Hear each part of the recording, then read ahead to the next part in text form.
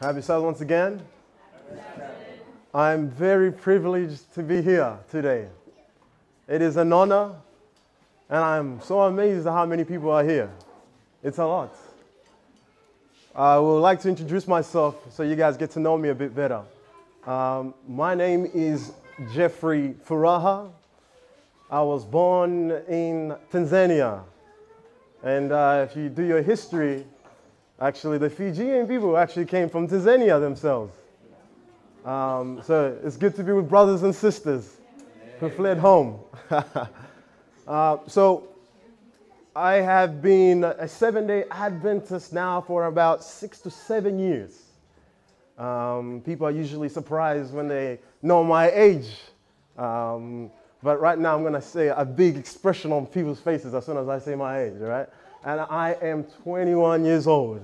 I can see the reflections of everybody's faces.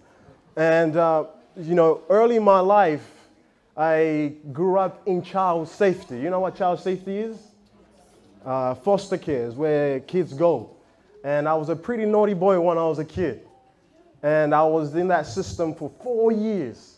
And in that 4 years, I used to play a rugby league. It was my sport. And I used to play for a club called South Gracefield. But after 4 years, my mom going to court and me going to court, because I didn't want to go home, but she wanted me back home. My mom won the case, and I was forced to go home. But going home, I had one condition for mom, and that was this. I never want you to ever take me to church. For one thing was this. Her being a person that is a Pentecost, they make you stand up in church. But moreover, they like to pray for people. And sometimes people fall on the ground and collapse. And I well knew if I was to go to church, either the building will collapse or I'll be the first one on the ground, shaking.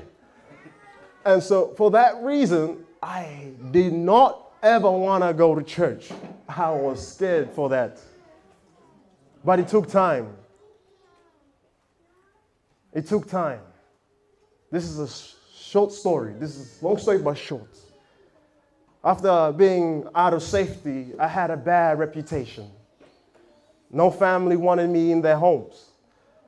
In case I may influence their kids to go into child safety just as I did. But one family had compassion on me. And they decided to bring me into their house to just fellowship with them. Because usually on Saturdays I was home all alone and bored. And as I went to this home, it seemed like everybody was acting up. Like, I'm so used to a home where there is always fighting and shouting. But this home, it seemed like everybody was putting on an action. And so I was every day waiting to see some little argument. Often I used to tell myself, these guys are really good pretenders. But as days went by, it was always treatment. Like, they always respectfully. The mother was so compassionate to the wife, to the husband, and everybody was just living in harmony. And friends, the first part of my conversion came by this. I saw a life in others in which I wished in my life. Amen. I saw a home that was so united. That had no fights, no arguments. And it was this that caused me to covet, that caused me to wish I was like this to my own mother. I wish I respected my sisters more like this brother. And that's how my journey began into the Seventh-day Adventist faith. As I said, it's a long story but short. And so, Brother Sonny is the one that I met at Salisbury Church. And, it was quite strange. So he just walks outside and he looks at me and he sees something. I don't know what he sees. But then he asks me, do you preach? And I'm like, yeah, I do. I would like you to come to preach at my Fijian church. And mind you, we had never seen each other and I never knew him. But just suddenly there was just a connection just then. And I'm so privileged and humbled to be here today. It's an honor to always be sharing the gospel. Because friends, I see that in moments like this where I am sharing the gospel, in the appeals of the message, I also hear the gentle pleading voice of Jesus Christ calling me, come back. Sharing the gospel is a blessing because it's a moment whereby I remind myself of my old vows that I committed unto God.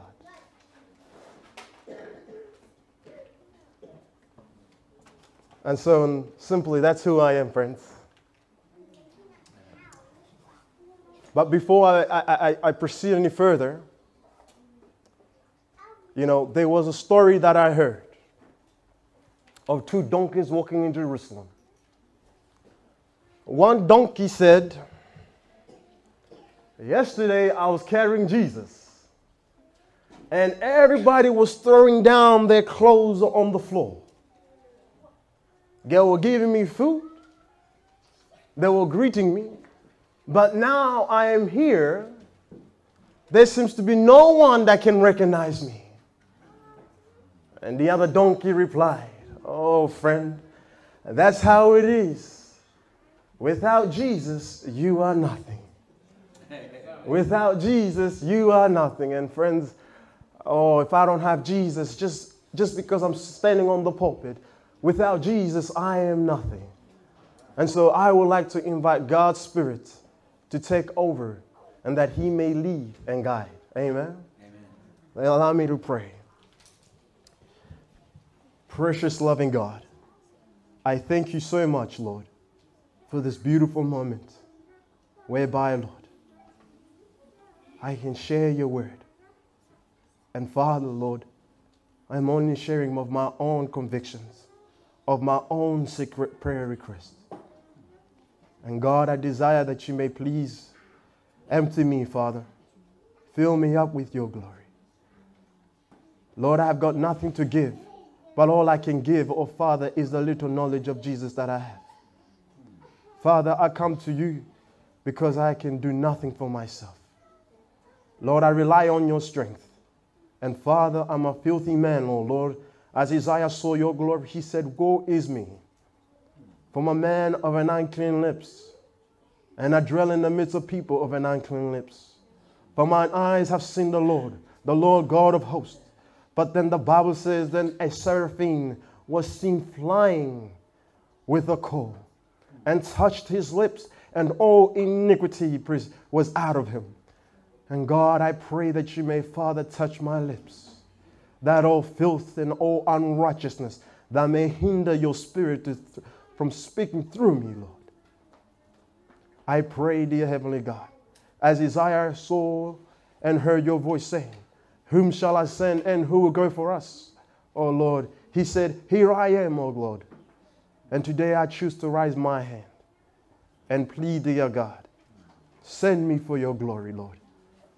I know today was not by an accident, but I pray, dear Lord, be with my brothers and sisters. Help me to be simple, and that, Lord, your glory today may be experienced. In Jesus' name, amen. My title for today is Our Great Need. Our Great Need is my sermon title for today. May we flick to our main Bible text, which is found in the book of Daniel, chapter 12, and verse 1 to 3. As you're flicking there, I will tell you something. I'm not a person that usually when I stand on the pulpit, I don't tell people to flick to 10 different Bible verses. I usually focus on a couple of Bible verses, and I base my sermon based on that. Because in one simple text, there is so much jewelry. There was so much meat to obtain from. And we're going to read this Bible verse. Once you're there, you're going to let me know by saying amen.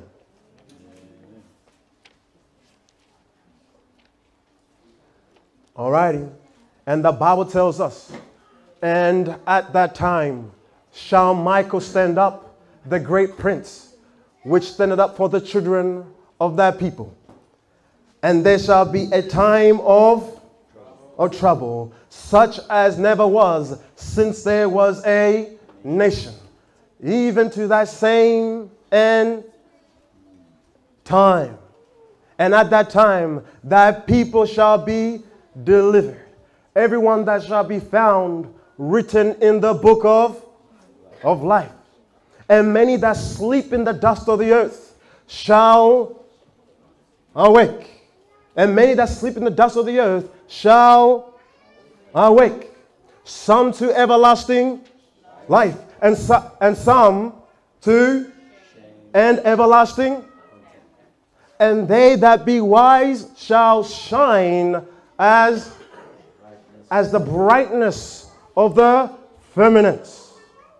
And they that turn many to righteousness as the stars forever and ever.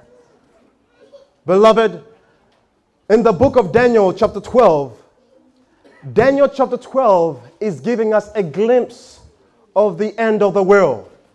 I repeat again. Daniel chapter 12 is giving us a glimpse of the end of the world. Just before Jesus Christ returns upon this earth, the destiny of every single mankind has been decided. At this time, the people living then have either received the seal of God or the mark of the beast. Jesus Christ at this time would then stop his intercession for mankind. And as he leaves the sanctuary, darkness covers the whole entire earth. The Spirit of God, which for long has been rejected, which for long has been resisted, is finally withdrawn. Judgment from heaven begin to fall upon the earth. Islands begin to sink. By the touch of an angel, buildings that took decades to build will collapse in seconds. The fear of man at this time will be seen upon every single four corners of the earth.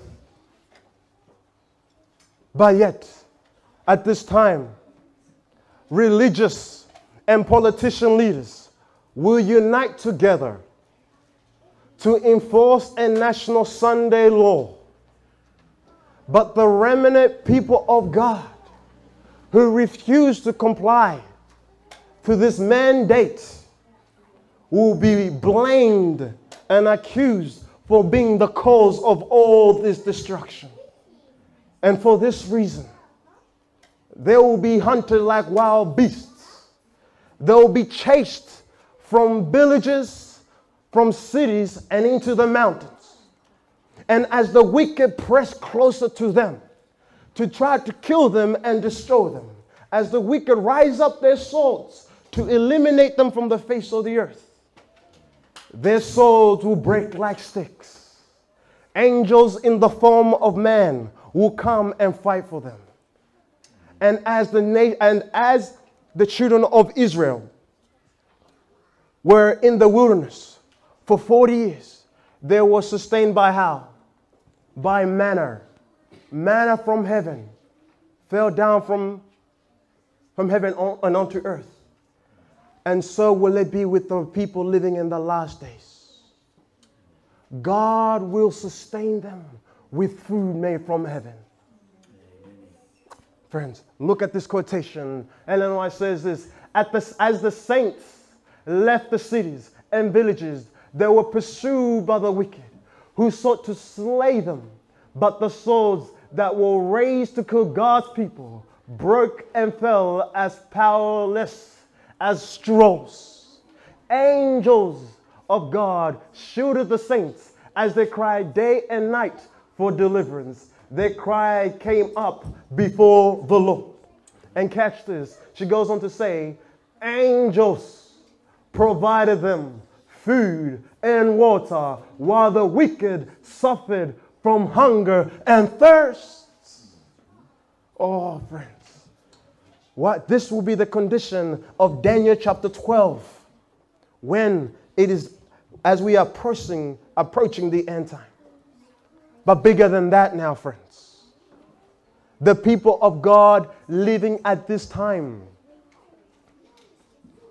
will have to experience the same disconnection that Jesus had upon that cross. They will have to experience, they will have to live without an intercessor. And at this time, Satan will do the last great struggle against them. Satan will perform his greatest and last temptation towards the saints living in that time of trouble. And you know what that big struggle will be? He would then begin to remind them of all their past faults, of all their unconfessed sins, of all the unfaithful ways they have chosen in life. But friends, as these thoughts come into their minds, as these thoughts begin to flash into their heads, the promises of God in which they have committed to memories will become their crutches. It will be the faithful dealings of God in the past that will sustain the righteous. Oh, friends, I repeat again. It will be the faithful dealings of how merciful God was in the past that will strengthen the remnant group of people living in that time of trouble. And friends, we are not far off away from that experience. But we are told, and what tells us, that if in that time of trouble, if we have any unconfessed sins, our faith will be overwhelmed. Our great need is our sermon title. Our great need is my sermon title. Friends, the Bible in the book of Daniel chapter 12 is a simple glimpse of the end time that is coming ahead. But interestingly, in Daniel chapter 12, the Bible also foretells us of the group of people that will be living and that will be ascending into heaven when Jesus comes. Lord, I need your help today. Friends, we often say we are living in the end times. Do we not? We often say we are living in the end times. But friends, I have to say this, but it has become a custom. It has become now so easy to say that we are living in the end times, but in our minds we are saying it as if it's in the distance that Jesus Christ will be coming. And friends, Daniel chapter 12 specifically outlines the group of people that will be saved. Friends, if we are saying we are living in the end of the world, if we are saying that soon that Jesus Christ is about to come, based on the many things that is taking place around the world, then therefore we must make sure that we are among those people that Jesus Christ comes to collect. Friends, we cannot assume that once I hit the grave is when I hope that Jesus Christ will come and save me. We must look into the Bible as well as I'm about to show you, and we must therefore hope that we are among those people that Jesus Christ will come to collect.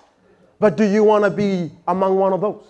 Amen. Put your hands up if you want to be among one of those. Amen. Because friends, right now, I'm about to show you who are those people that will be living in this time and that will be saved. Daniel chapter 12 and verse 3. And read with me, Daniel chapter 12 and verse 3. And the Bible says, and they that be wise,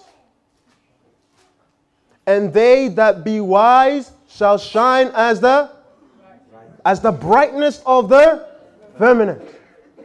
And they that turn many to as the stars for and ever. Oh, friends, did you just see it?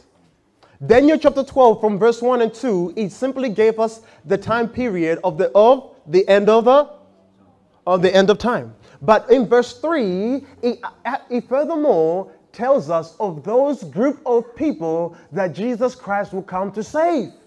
Are you following me? All right? And verse 3, it literally gives us the answer. And I can catch this. The Bible said again, and they that be wise shall shine as the brightness of the firmament. That is number one, which I'm going to explain to you.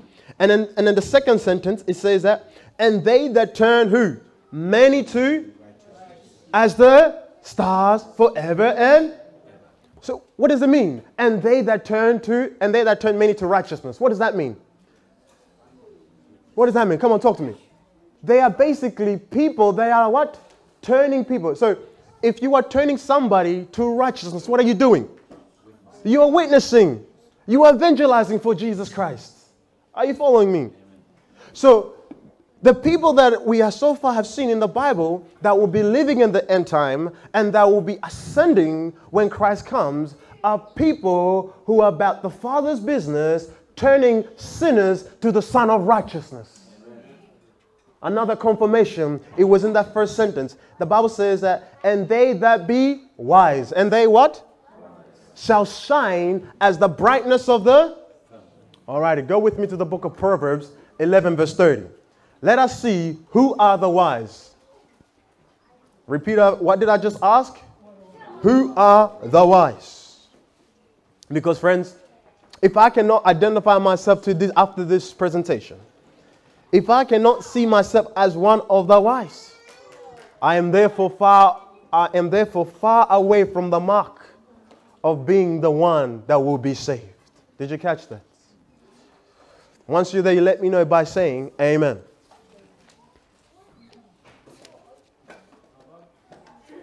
Alrighty? Proverbs 11 verse 30.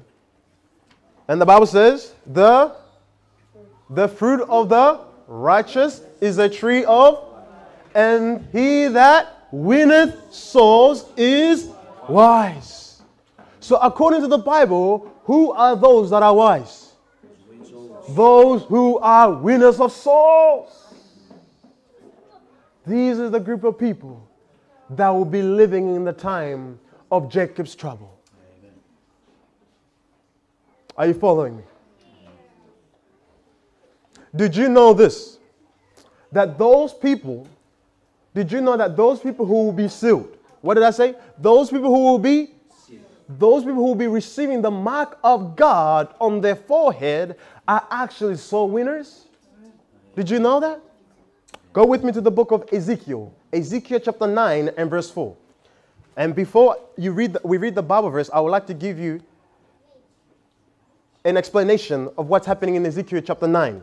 Ezekiel chapter 9. So in Ezekiel, he's been shown a vision. He's been what? He's been shown a vision, and God is sending men from the city of heaven, which are angels, to go and to seal everybody. To go and what? All right? And catch this. The Bible is going to tell us of the specific group of people that were sealed in the Bible. Ezekiel chapter 9 and verse 4. And the Bible says this. And the Lord said unto him, go through the midst of city, and through the midst of and set a mark upon the forehead of the man that cry and sigh of all the abomination that be done in the midst there. Did you catch that? So the people, according to the Bible, that were sealed are people who were crying and weeping of the abomination taking place. Friends, are you weeping and crying? Are you weeping and crying? Are you weeping and crying?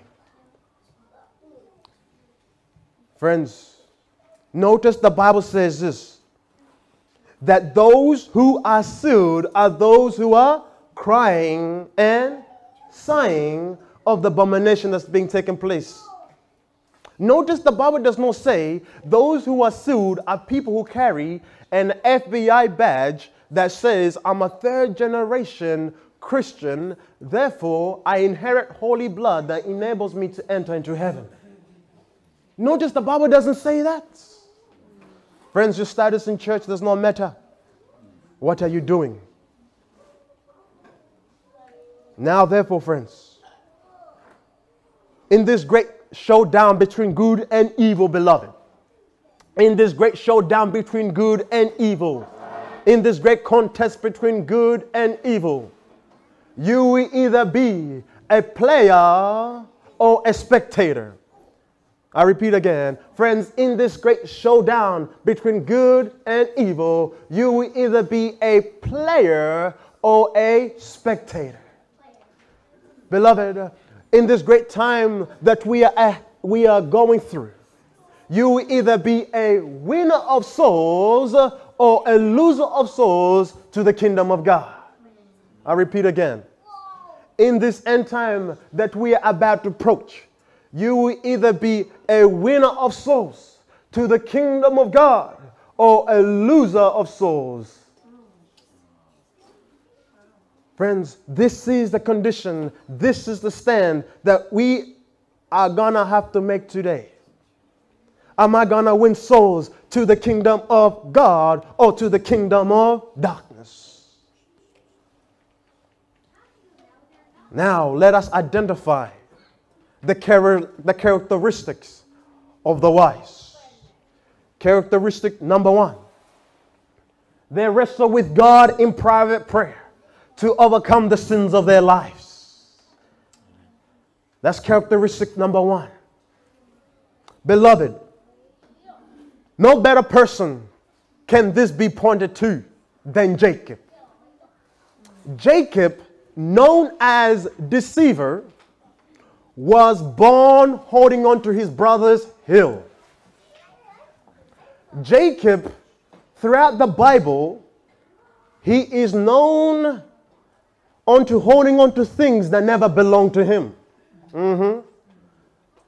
From stealing his brother's birthright and tricking his blind father Esau to blessing him by pretending that he was Esau. I repeat that again.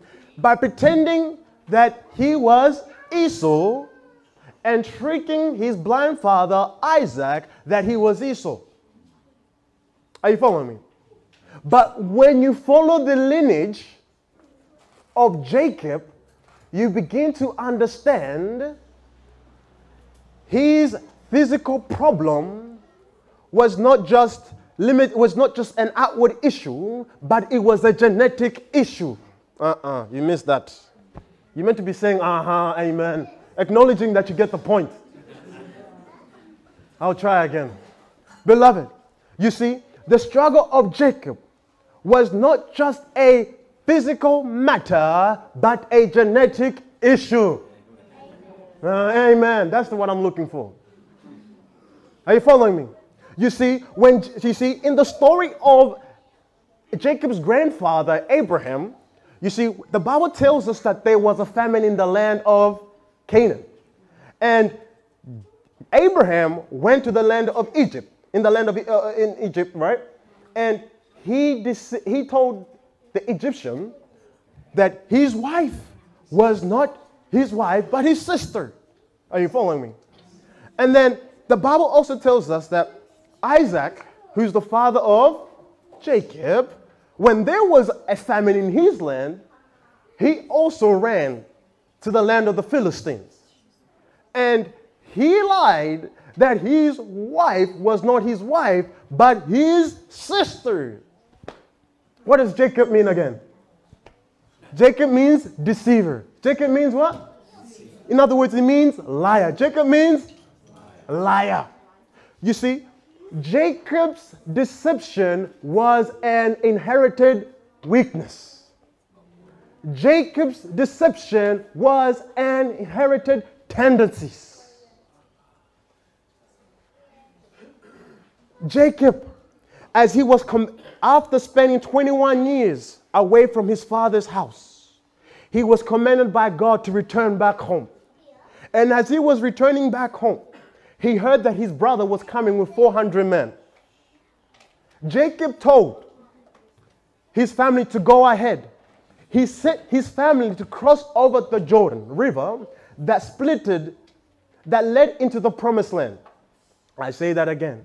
Jacob sent his family to cross over the river that led into the promised land. But Jacob refused to cross the river, but chose to remain back. just by looking at that and just thinking about that, it's so easy to assume that Jacob was really, really selfish. To send his family to die first, but then to reserve himself to be the last just in case everything goes wrong. But interestingly, something happens. As the night broke, Jacob found himself fighting with a strange being. To him, at first, it seemed like he was fighting his brother. His brother had suddenly ambushed him and popped on him out of nowhere. But to his surprise, he was winning the fight, wrestling in the middle of the night. And just when he thought he had the upper hand in the fight, the strange being touched the hollow of his thigh, and Jacob became dislocated. Knowing that now he's not fighting a strange human being, he's fighting rather a God. Jacob, the angel said, "Let me go."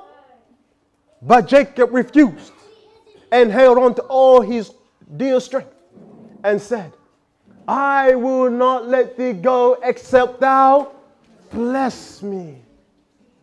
You see, Jacob was willing to fight till death. In that struggle of Jacob, Jacob knew that this particular fight that he was fighting was an answer to his prayer. I said that again. I'm waiting for my amens. Amen. I repeat again. In the struggle of Jacob, Jacob knew that this fight that he was fighting was an answer to his prayer. Jacob refused to cross the Jordan, which led to the promised land, because he saw that he was unfit to enter heaven while he resembled Satan in heart. I'm losing my balance here. I'll reposition myself. Are you following me? Jacob knew that this particular moment that he was fighting was an answer to all his prayer.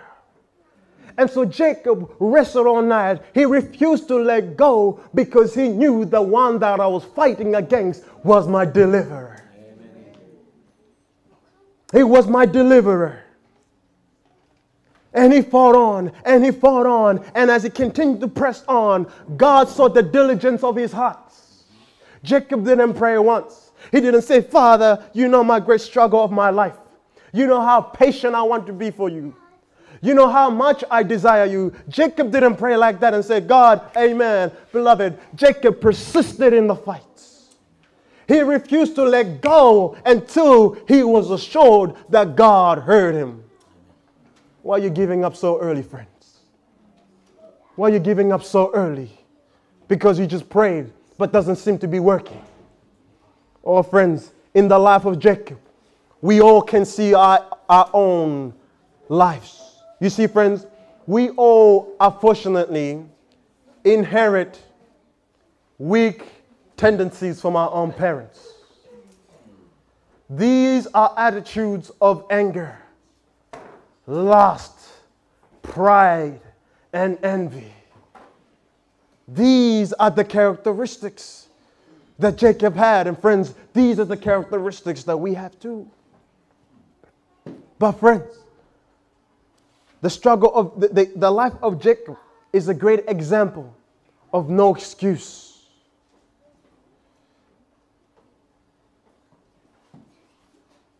Jacob, friends, held on dear to his dear life,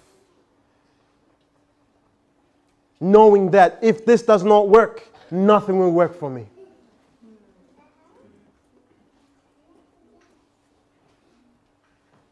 Ellen White says, "How few know what it means to wrestle with God. How few know what it means to plead and cry unto God. How few know, beloved." Friends, we are in need of such a prayerful life in our lives. We are in need of such a prayer life whereby we don't refuse to let God go until we have been hurt. And so, friends, the characteristic of the wise, number one, are people who identify weakness in their lives, who identify weak characteristics, but persist in prayer and say, God, please change me so that I may change others. That is the number one characteristics. A preacher once said, before you can win against the devil, you first must lose against God. Before you can win against the devil, you first must lose against God. You see, it was when Jacob submitted himself to God in that fight, that's when victory was granted to him. He didn't hold with his own strength. He said, God, I know I've got nothing, but you have everything that I need.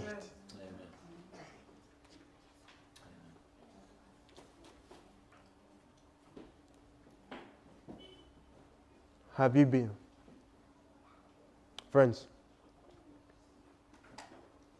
another aspect that I've learned about Jacob's problem was this. A blessing that I learned about Jacob's fight was this. There's a saying that says, the deeper you dig, the darker it gets. I don't see no reactions, man. I wonder if I'll ever come back again. I'll repeat again. The deeper you dig, the darker it gets. Darker than me. Are you following me? You see, I've noticed in life, friends, when we come to prayer, you know, last year I had a transforming life of prayer. I had a transforming life of prayer. I remember usually for me, prayer was not always a custom thing that I used to, things were never right with prayer. It seemed like every time I went to prayer, it was always fast. It was always fast because as soon as I heard the voice of somebody in the morning, it was a type of, I would get some sense of excitement. I need to eat. So I would always wrap up prayer very fast. Moreover, I felt like whenever I used to pray, prayer was like a 5-second thing. And I was out of words. But I realized how prayer can be experienced in the life is this. When I began to pray, I began to have a list of people that I wanted to pray for. And everywhere I went, I was always seeking to hear people's problems, but they wouldn't know. But it was just in how I interacted with them. And I would secretly put them on my paper, put them in my notebook. And when I went to pray, I would confess and acknowledge them before God. But in the process, as I was praying for them, I was also finding myself in their prayer. Amen. Amen. Friends, as I was praying for brother who's struggling this, I realized, oh God, that's just me. The deeper you dig, the darker it gets. The longer you pray in prayer, friends, the deeper you see of how ugly you are. It's true. The longer you pray, friends, the uglier you see yourself to be. But, oh friends, when you behold Jesus, Jesus' beauty, it is so beautiful that he makes you forget of your own deformities. Amen. He consumes all your deficiencies. Oh, friends, that's the beauty of Jesus when you experience it. He makes you forget of how ugly you are, but he makes you show you how beautiful you can be in him. Amen. Oh, friends, how I long to see the face of Jesus morning by morning. Now, characteristic number 2 of the wise. They are co-workers with God to winning souls. Oh, friends, now I want you to listen to me. I want you to listen to me now.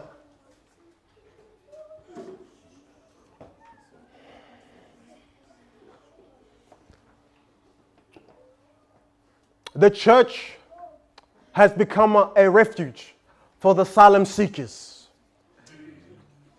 The church has become a hospital for the sin-sick soul. This church has become an orphanage for the parentless. The church has become a place of comfort for the widows. But a common thing that every single person has here today is they at least perhaps have somebody missing. They have somebody that's not in the church.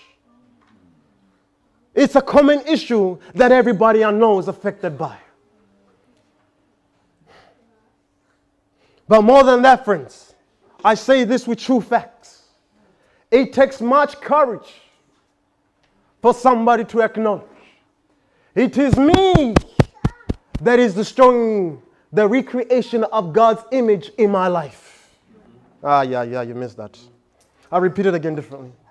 It takes much courage for somebody to acknowledge, it is me. It is my unfaithfulness. It is my quick temper. It is my pride that is destroying the creation of God's glory in my life.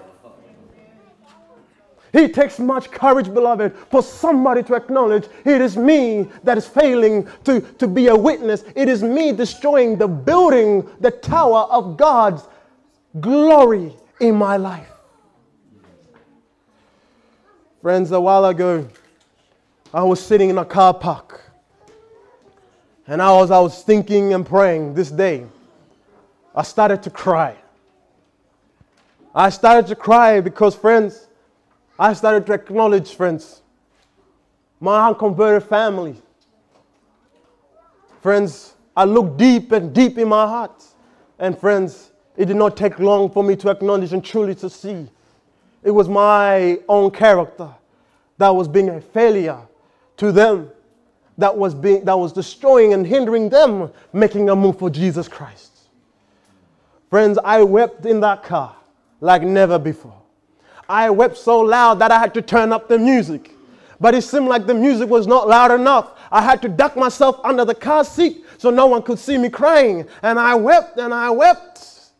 Oh, friends, I was beaten up with such convictions of my heart that perhaps if I had been so patient, so meek, so gentle, perhaps if I was a brother who does not try to justify himself, a son who does not always have to have the last words to his own mother, if perhaps I was like that, it is possible that my mom could have just looked at me and be like, I see no fault. I need to see what this God has done for this young man. It is possible, friends, that could have been the solution for her conversion. But beloved, not too long ago, this was my convictions of my heart. And I wept, beloved, like never before. Because as I started to think of my brothers and sisters outside of Jerusalem, oh God, I said, God, this cannot be the future. I wept and I said, God, please, I will do the uttermost for them to be saved. But God, if it means that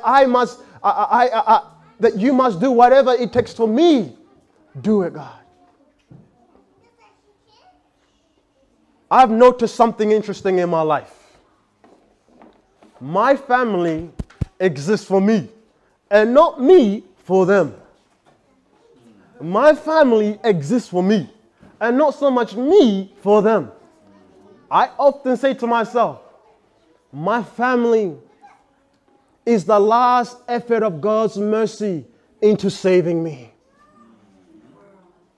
Children are a blessing because they inherit and manifest the bad and characteristic of their parents.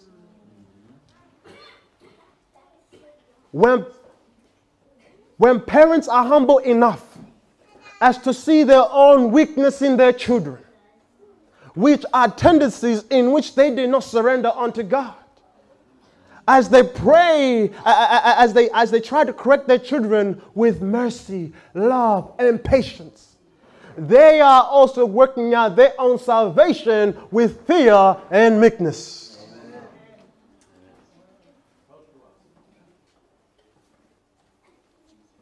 As they in that process, as they are trying to work with their children with meekness, oh honey, please don't say that. Oh please don't think that you are so good. You need to be meek and meekness. You are also confessing your own prayers to them. Oh, my son, come to Jesus. You are softening your heart, allowing the Spirit of God to enter within inside, to unturn the hard soil, so He, the Spirit of truth, can come in and take root. Children are a blessing of the Lord. And children, friends, are means of God of saving us.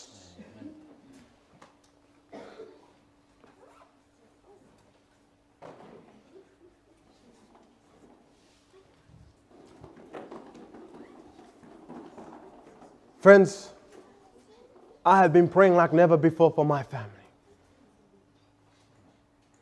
I often say that the home life, your home life, is the most evident sign of your conversion. You missed that. You need to invite me now. I said your home life is the most evident sign of your conversion. Don't base yourself on how you stand on the pulpit or how well you dress. Don't base on that. Base it at home. Your home life is the most evident sign of how truly you are converted for God. Because the outside, it is so easy to fool everybody else. I'm an angel. You speak like an angel. You sing like an angel. But at home, you got this demonic voice. Are you little children? That is a demonic voice. It's so easy to fool people, beloved. And so therefore, friends, if we're going to base of if we are going to be saved, if you think you're a saint, see how you react around your own friends and families when you are home. Because how often is it that when you wake up in the morning, just seeing the countenance of your sister, mother, brother, that if you could press a button from the face of the earth to eliminate them, you would do it. How often has that been the case? We are walking to heaven, God will not have another Satan in heaven, beloved. God will not have another Satan in heaven. And friends, I've realized, guess what? The last message, the Elijah message, let's go here. Micah, go to Micah. This will be the last message that will bring the second coming of Jesus. Micah chapter 4 and let's go from verse 5. And the Bible is talking about that Elijah. Elijah came first, preparing the way for who? For Jesus. And guess what? The Bible tells us there will be a second Elijah that will be coming in the last time. All right? And catch what the next Elijah, now Malachi chapter 4 and verse 5. Last book of the Old Testament. Once you're there, let me know by saying amen. Alrighty. And the Bible says, behold, I will send you Elijah the prophet before the coming of the great and dreadful day of the Lord. And he shall turn the hearts of the fathers to the children, and the hearts of the children to their fathers, lest I come and smite the earth with a curse. You see, the Elijah message is turning the hearts, is recentering the hearts of the fathers to the home. The Elijah's message is recentering the hearts of the children back to the fathers. It's bringing the submission back to the home, beloved. Because guess what? It is the church, it is the single individuals that makes the church. Isn't that right? You leave this building, this is no longer a church. It's a building. But once you are here, it's a church. Are you following me? You take out people from society, yes, this is a desert. But you put people in a society, it's a people, it's a community. And guess what? What makes a community, what makes a church is a single individuals. Friends, it is a single individual that makes a church. And friends, Elijah's message, when we can get it right, the society can get it right too. The message of the home is the last message that will prepare the coming of Jesus. Don't look too far. Look at the home. I tell you, I was hoping to travel to America, to travel here. Then Jesus said, turn back. This is where you need to start.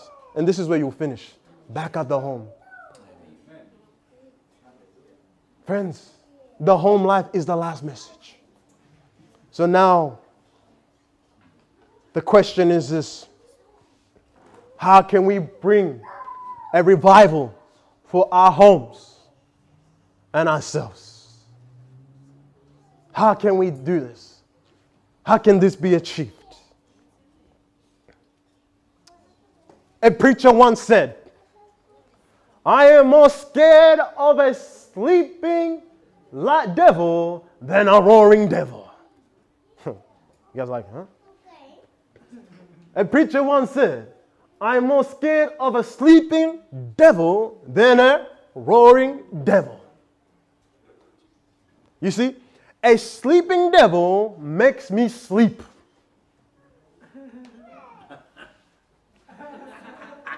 If you don't laugh loud enough, I'm going out. I'm going back. Are you hearing me? A sleeping devil makes me sleep. But a roaring devil who cannot sing but has a voice that is out of tune keeps me awake by trying to outsing me in my prayers.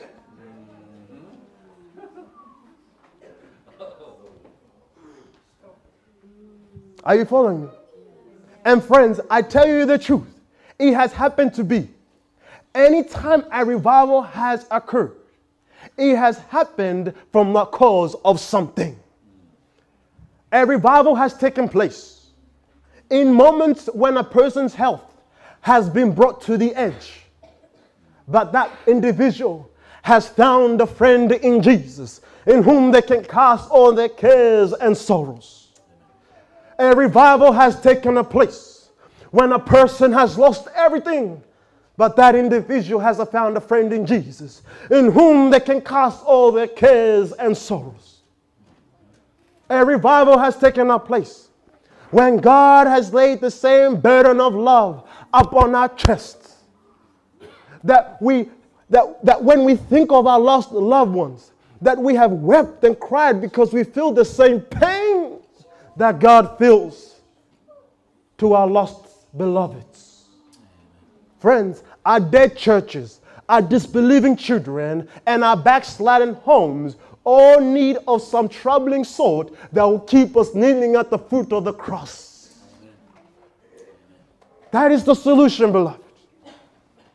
We are needing of some trouble, because I tell you, friends, it is the trouble of my life that has still kept me into this church. Friends, it's that illness that I've been battling for the last 9 years. Oh, beloved. It is that illness that has kept me relying on Jesus when doctors were not able to help me. It is that pain of mine, beloved, that has kept me to Jesus. And friends, we are too comfortable in this luxurious life. And it is this luxurious life in this Western world that's made us too comfortable and too sleepy. And friends, we are needing of some discomfort. I'm telling you, the first disciples of Jesus, they were all killed. And let me tell you this, they were all killed for preaching the gospel. But you know what? It was that killing that caused them to be revived. In the time of they say that during the dark ages, over 50 million Christians died. You know, one writer said this: as the Christians were being butchered and killed, one writer said this, that the blood of the Christian is a seed. You see, as the Christians were being killed, it was reviving other Christians. It was strengthening them. Wow, brother C died for Jesus. Oh man, why can I not die for him now? Oh, look at this poor guy who never believed in God. But Jesus has touched his heart so much that he's willing to lay his life when he's got so much potential for Jesus. If he can do this, God can also help me to die for him.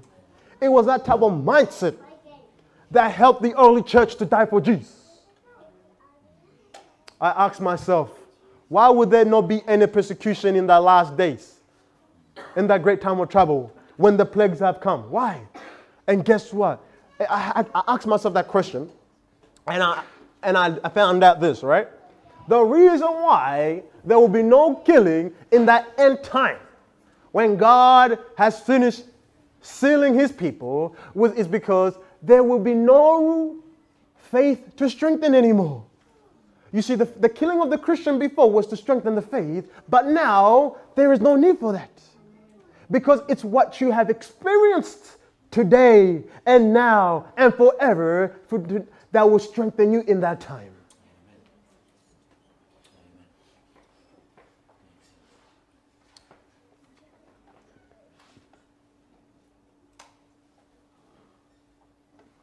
Are you in that need, friends? Are you in that need?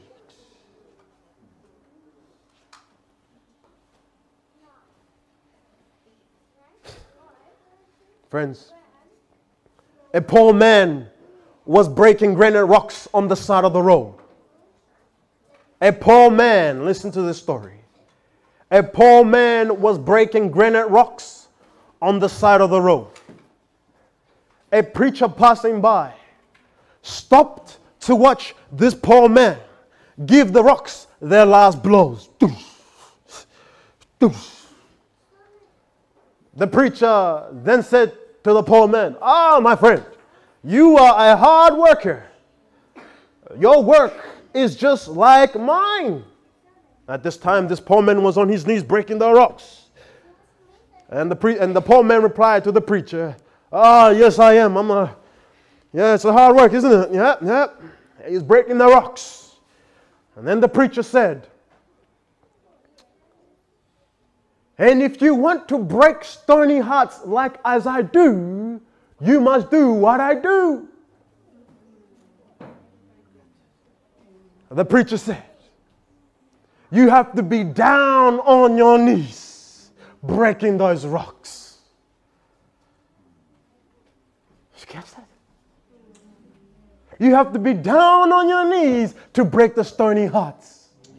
You have to be down on your knees to break the stony hearts of your loved ones, of yourself. Lord, break my stony hearts. Before you can go and make an impression on others, God's Spirit must press His seal upon your heart, which is the seal of God's character. Before you can go and move others, God first must move you. Before you can go touch others, God must touch you. And before you can win others, Christ must win your heart. If He has not won your heart, friends, you cannot do that. But the question is this: have you experienced that type of experience for Jesus?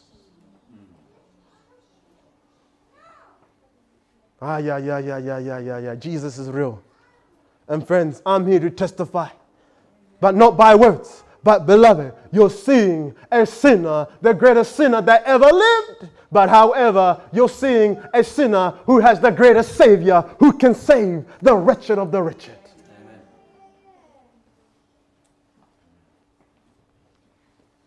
A friend once told me that it only takes the slightest switch of the radio knob to put you on a different channel. Yet, at the same time, it only takes the slightest switch of the radio knob backwards to put you back on the right radio channel. Oh, friends, if you have noticed in your life that you have gone astray, moreover, this great need has become more evident to you. This great need has become more evident to you and so persuasive that indeed I am in need of this experience in my life. Oh, beloved, the first step of coming back to God begins by the acknowledgement of your own faults and shortcomings. And you want to hear the final stride, the final step. Oh boy, you better put on your running shoes and your running cap on. Are you ready? Are you ready for this great marathon you're about to run that I'm about to tell you? Are you ready for me to tell you the diet you need to turn to right now? Are you ready for me to tell you that the great mountain that you must climb? You want to hear the answer? You want to hear the answer? Amen. I don't think you want to hear the answer. You want to hear the answer? You want to hear the answer? Yes. You know what? I hear nothing. What did I say? I hear nothing. And that's the answer. You only need to accept Christ's perfection to be performed in you. That is the secret, beloved. I don't feel like it. When did you ever feel like coming to God? I don't feel like it. When did you ever feel? I don't feel right. You will never right. You will never be right for God. I need time. I need time. I need time. The devil's working overtime, so is God to saving you. But life, I need to live the fullest life. I need to have the most dramatic life experience than for God to make His evident. Beloved, the fact that you are still living, God is pouring out His Spirit upon you to give you life because He has hope in you that you will come to Him. I made a statement one time. Why does God allow the wicked to live as well as the righteous? You see, some people who are devil worshippers, who worship the devil, will continue to breathe on their last breath to the last breath. Breathing to the last breath. And you wonder, why would not God strike them on their bed? Why would He not give them a very, very this devastating ending by bringing the collapse of the building? You wonder, why? Why? Oh, friends, God has preserved breath in some people who don't love God, who will never want to love God, because God still has hope in them that in their last breath, they will turn to Him. It is possible somebody could be breathing their last breath tonight. It is possible somebody could be breathing their last. And that last will be the final.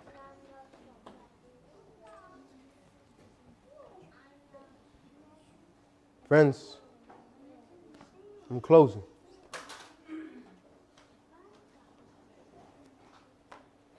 It is possible that Jesus has been a distant for you. It is possible. But more than anything else, beloved, it is the love of Jesus that has brought you today. It is the love of Jesus that has won your heart. And friends, I don't know who I'm talking to, but I know for sure that if there was anything that got me today, it was the love of God. And it is possible there is a person that wants to make a serious commitment for God, a serious commitment in their communities, in their lives, in their homes, a serious move for God. It is possible, beloved. And if that is you, beloved, I encourage you to stand up for Jesus and come forward. If that is indeed the Spirit of God has moved you to the point and you have experienced this, beloved, I encourage you. Jesus is calling, friends. Jesus is calling. Jesus is calling. Friends, this is just not an ordinary standing up. It is not an ordinary standing up. But beloved, may the love of Jesus that has touched your heart today, may it be the cause of you standing up. Stand up to show the enemy your soul. Today I have chosen Jesus and I'm not turning back. Jesus is calling. But will anyone stand up for Christ? Will anyone come up? Amen. Praise God. Praise God. Amen. Praise God. Praise the Lord. Amen. Praise the Lord. Jesus is calling, beloved. The ship is about to go. But beloved, Jesus has delayed the ship going because He saw that if it took His death just to save you, He still would have died for you, beloved. Jesus would have still died if you were the only sinner today that was to say, Jesus, I'm making a full commitment for you. Jesus would have still came for you. Jesus is calling, beloved. Jesus is calling. But how long will you keep Him waiting? How long will you keep Him waiting? Jesus has waited. He has waited. But I believe right now He's doing a turnaround. He's about to make a full move for a full return back home. And beloved, among those who chosen to stand up for Christ, I identify myself among one of you. I'm no different, but a sinner. But beloved, a sinner who has a Father whose name is the greatest Savior. And beloved, it is Him that I present to you. It is Him that I introduce to you. And it is Him that proposes you today. And if indeed, beloved, it is that love that has caused you to stand up, and it's that love that has moved your heart, beloved, let this not be an ordinary standing up because of an emotion, but may it be from the sincere heart that I desire God. I desire to never be the same. May it be like that, beloved. I wasn't feeling right, but beloved, you will never be right. And though you may feel like you can do nothing for yourself, rely upon the strength of Jesus. Beloved, please let us now. And let us draw closer to God in the asking of His presence to move in our lives. Amen? Let us pray. Gracious, loving God, Lord, we love you. We thank you so much, Lord, of your working of your Spirit and all, Lord, of who you are.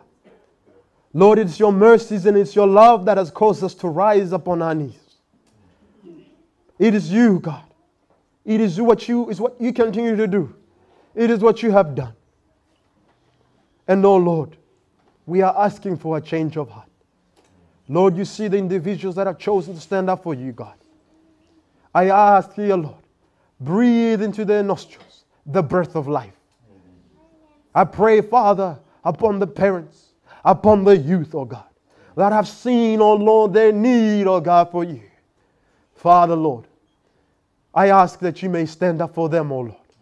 Where the devil desires to accuse them in their hearts, where the devil desires to bring forth thoughts of guilt, thoughts of condemnation, Father, I pray that you stand up and raise up your palm that has their name written upon their head and testify, dear God, that you have died for them and have written them on the palm of your hand. I pray, Heavenly God, from this day on and so on forever, teach us and teach them, oh Father, to be faithful and to be connected to you moment by moment. And Father, may we be winners of souls wherever we go, whatever we do. But Father, let our first ministry begin in the home. Lord, we love you and we thank you for all that you have done. In Jesus' name, amen.